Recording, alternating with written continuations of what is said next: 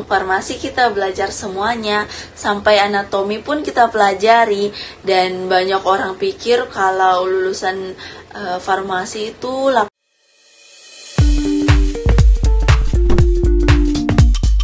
Video ini dipersembahkan oleh Radar Edukasi, berbagi wawasan menambah pengetahuan.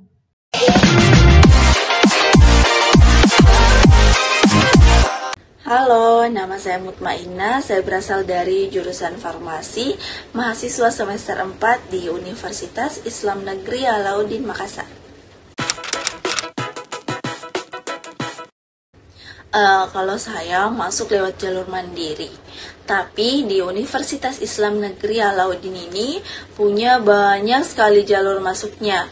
Salah satu jalur masuknya itu jalur mandiri yang saya daftari ini, dan alhamdulillah saya lulus dan masuk di jurusan farmasi.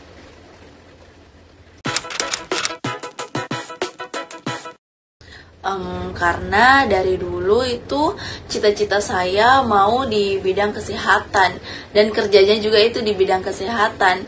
Tapi kalau masuk jurusan farmasi itu nggak ada rencana masuk di jurusan ini. Tapi setelah banyak pertimbangan, banyak cari informasi, banyak menggali lagi tentang farmasi, ternyata banyak sekali benefit yang akan saya dapat setelah masuk di jurusan ini. Dan jurusan farmasi itu juga memiliki prospek kerja, lapangan kerja yang sangat luas dan bergengsi menurut saya.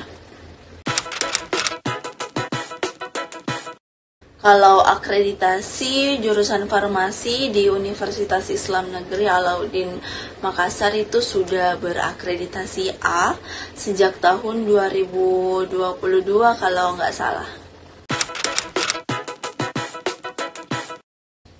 Kalau per bulan itu 2 jutaan sih cukup, tapi kadang sampai 3 juta kalau lagi boros. Kalau makan itu 50.000 sehari sudah cukup. Transportasi dari kos ke kampus itu 20.000 sehari. Jajan-jajan sekitar 300.000 per bulan. Saya ngekos di sana 500.000 per bulan, sudah include dengan air, tapi saya beli token per bulannya itu 200.000, jadi totalnya 3 jutaan gitu. Kalau pembayaran pembangunan di awal masuk itu nggak ada, kan kayak kampus-kampus lain kalau jalur mandiri itu biasa ada biaya pembangunannya, tapi kalau di Universitas Islam Negeri Alauddin Makassar itu tidak ada uang pembangunan. Dan per semester itu saya dapat UKT kategori 4 sebesar 8.750.000, dan itu sudah tidak ada lagi biaya tambahan selama perkuliahan 1 semester. Kalau praktikum juga sudah disediakan alat dan bahannya. Kita tidak perlu lagi pusing cari alatnya, cari bahannya, itu sudah disediakan di fakultas. Kalau buku-buku itu kita beli sendiri, tapi saya kebanyakan pinjam dari senior-senior,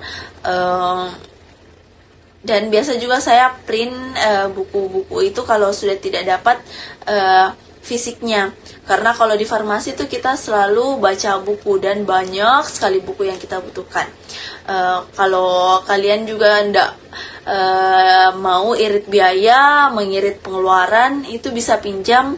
Saya itu kebanyakan pinjam buku, jadi untuk pengeluaran saya itu untuk buku itu jarang sekali. Kalau di farmasi itu kita belajar banyak sekali. Kita belajar semuanya, fisika, kimia. Di semester 1 itu ada dasar-dasar kimia farmasi, dasar-dasar biologi farmasi, dasar-dasar fisika farmasi, dan ada beberapa mata kuliah umum. Di semester 2 itu ada dasar-dasar farmakologi, biofarmasetik, anatomi dan fisiologi, dan beberapa mata kuliah umum. Masuk di semester 3 itu sudah full mata kuliah menjurus ke farmasi, tidak ada lagi mata kuliah umum. Jadi di semester 3 ke atas itu anak farmasi itu sudah masuk di jam padat-padatnya, sibuk-sibuknya, nggak ada lagi waktu untuk main. Kita itu 3 bulan itu full belajar, praktikum, ngelaprak. Itu 3 bulan tidak ada sama sekali waktu untuk itu. Kalau boleh tahu Kak, adakah mitos atau stigma atau asumsi salah yang sering dikatakan orang lain mengenai jurusan yang Kakak ambil dan luruskan stigma tersebut? Salah satu mitosnya kalau di farmasi itu cuman belajar kimia. Waduh, enggak dong. Farmasi kita belajar semuanya, sampai anatomi pun kita pelajari.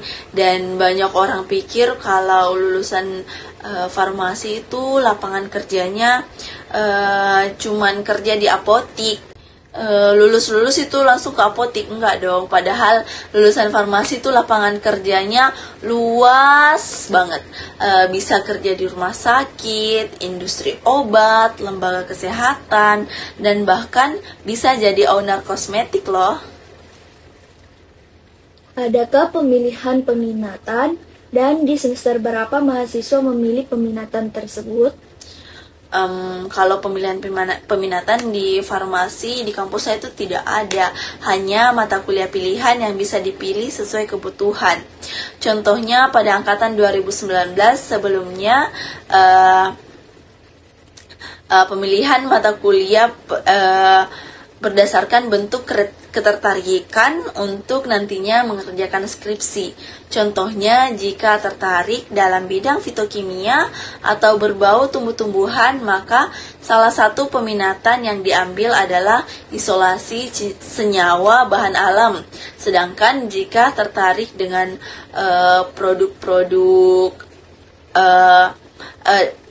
tertarik dengan produk, bisa mengambil mata kuliah analisis keamanan kosmetik dan pangan. Apa saja prospek kerja lulusan untuk jurusan Kakak? Kalau prospek kerja lulusan farmasi itu luas banget, luas pakai banget. Bisa kerja di pelayanan kesehatan, di apotik, rumah sakit, industri farmasi. Kita juga bisa jadi dosen, jadi analis, lembaga negara, dan itu tadi yang lagi viral sekarang jadi owner skincare. Dan apa pesan untuk teman-teman yang ingin masuk di jurusan Kakak? Kalau pesan dari saya itu semangat belajarnya. Kuliah di farmasi itu sangat mudah-mudahan kuat.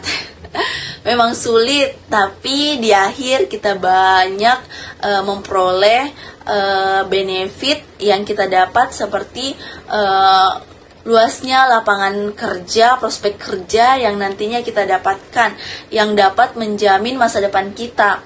Kita lebih mudah mendapatkan pekerjaan, banyak sekali yang dapat kita dapatkan di jurusan farmasi.